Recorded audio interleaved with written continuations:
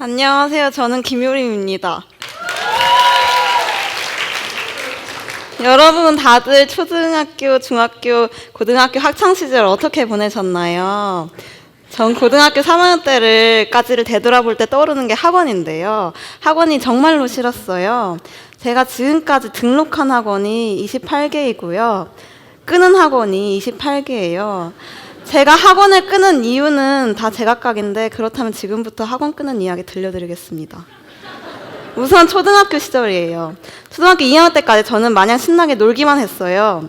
그런데 학교에서 뺄셈을 분명히 안 배웠는데 시험을 보는 거예요. 제 점수는 15점이었고 반에서 꼴찌를 했습니다. 아, 내가 지금 뒤처지고 있는 건가 싶어 그때부터 다양한 학원을 다니기 시작합니다.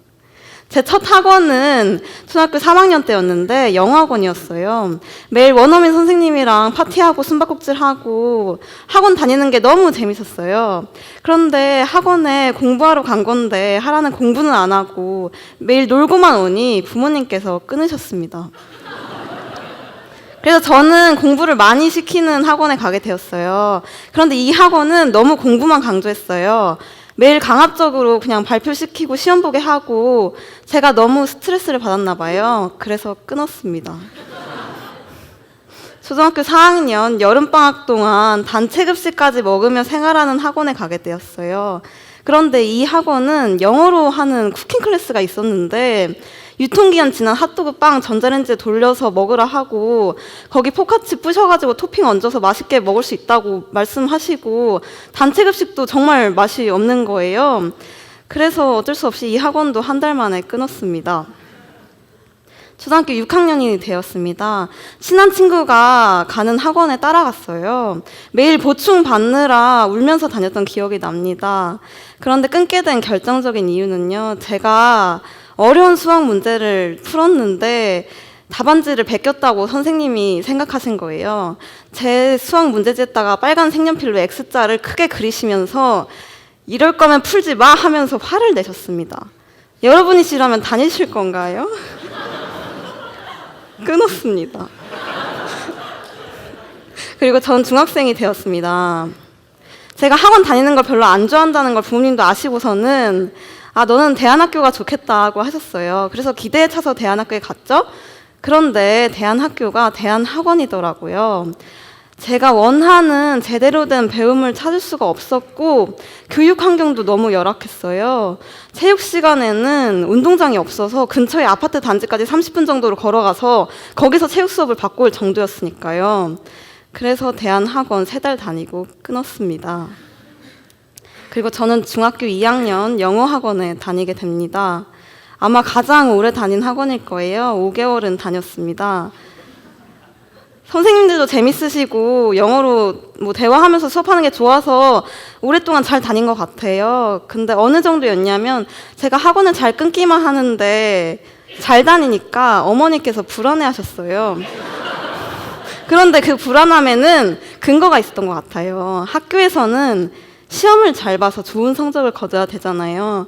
그런데 이 학원은 시험에 도움이 된다기보다는 영어로 대화하는 데 도움이 되는 학원이었습니다.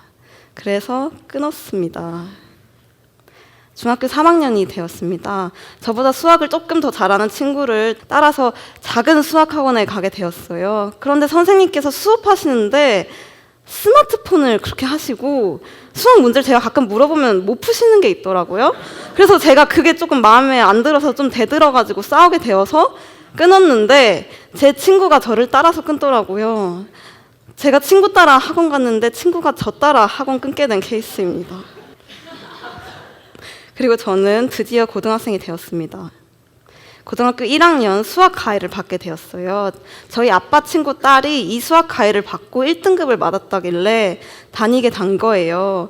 그런데 선생님이 가르치는 방식이 그냥 빨간 펜으로 수학 공식 미친 듯이 외워서 공식 써라 하시고 제가 수학 문제 조금 못 풀었다고 이 닭대가리야, 이 빠가야 하시면서 욕을 하시는 거예요. 저는 빠가란 단어를 그때 처음 배웠습니다. 그래서 수학 과외 끊었습니다. 그리고 저는 고등학교 2학년이 되었어요. 이제 본격적으로 대학 입시 준비를 하기 위해서 미술학원에 다니게 되었는데요.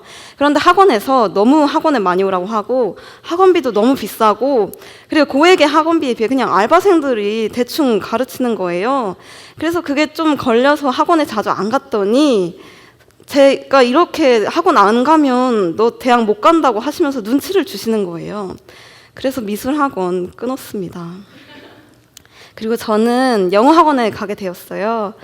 저희 같은 반 친구였던 영어를 잘하는 친구를 따라서 가게 됐는데 그런데 이 시기가 밤 10시 이후에 학원 수업이 금지된 시기였어요. 그런데 그 학원은 밤 11시부터 12시 반까지 창문에 커튼을 쳐놓고 수업을 했습니다. 그런데 밤이니까 졸려가지고 집중은 하나도 안 되고 선생님도 그냥 영어 문장 해석하시면서 하시는 거예요. 그럼 이거 굳이 다닐 필요가 있나 싶어가지고 이 학원도 끊었습니다. 그리고 저는 드디어 고등학교 3학년이 되었습니다.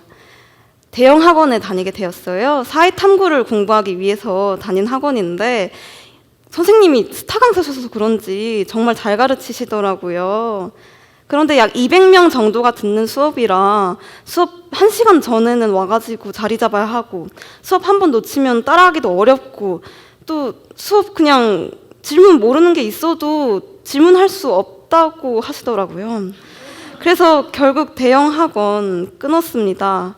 이게 제 학창시절 마지막 학원이었네요. 저는 지금까지 학원 살인마 김효림의 이야기 들려드렸는데요. 다들 학원 몇 개나 얼마나 다녀보셨나요? 왜 다니셨어요? 저는 지금까지 학창시절을 되돌아볼 때 학원이 정말 큰 부분을 차지하고 있었던 것 같아요. 그런데 이런 생각이 들어요. 나는 무엇을 위해 그렇게 학원을 많이 다니게 되었는지요. 성적 하나만을 위해 모두가 따라하고 있는 그것을 나도 따라가는 게 맞는 걸까? 학원과 학교의 역할이 뒤바뀐 게 맞는데 왜 아무도 뭐라고 하지 않을까? 그럼에도 불구하고 저는 학원을 계속 다닐 수밖에 없었습니다.